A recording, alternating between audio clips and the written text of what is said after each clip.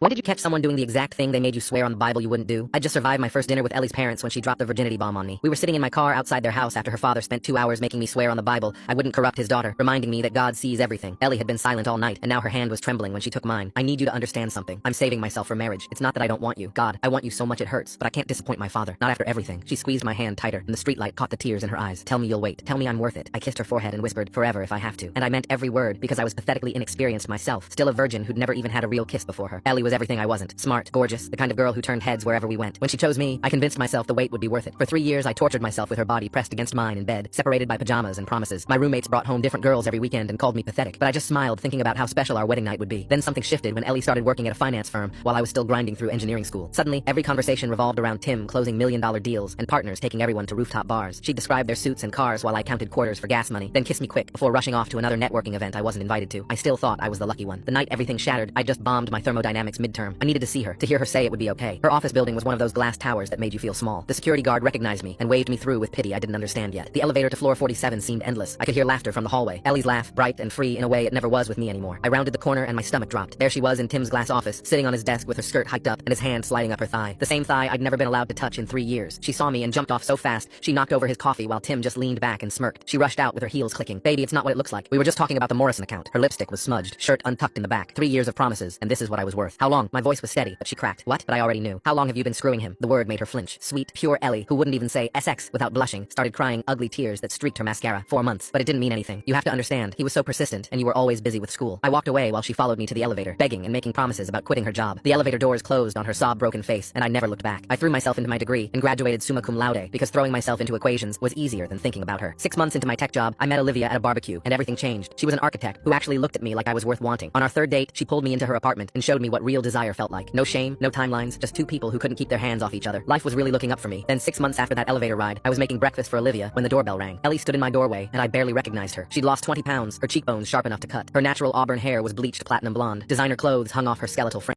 Please, I need 5 minutes. Tim was using me. Her voice broke completely as she stood shivering in my doorway. She immediately started rambling about overhearing him at a bar last week, laughing with his buddies about the new graduates arriving. The way they talked about those girls made her sick. Next day, he dumped her by text. That's when I realized I was just a challenge to him, just another stupid girl who fell for it. I told her I was sorry that happened to her, and I was. Nobody deserved that, but she wasn't done. She started making desperate promises about being anything I wanted her to be. Traditional housewife, career woman, going to therapy, apologizing every day for the rest of her life. Between sobs, she mentioned she'd moved in with Tim, and now he'd kicked her out, and her father wouldn't take her back because she'd been living in sin, so she had nowhere to go. You're the only person who ever actually loved me, and I destroyed it for nothing. That's when Olivia appeared behind me wearing nothing but my t-shirt that fit her like a dress. She wrapped her arms around my waist, and Ellie's face crumbled. I put my arm around Olivia and pulled her close. This is exactly what it looks like. We're not just talking about the Morrison account. I closed the door on her sobbing face and went back to making breakfast. Funny how good her tears looked when she was the one hurting for once.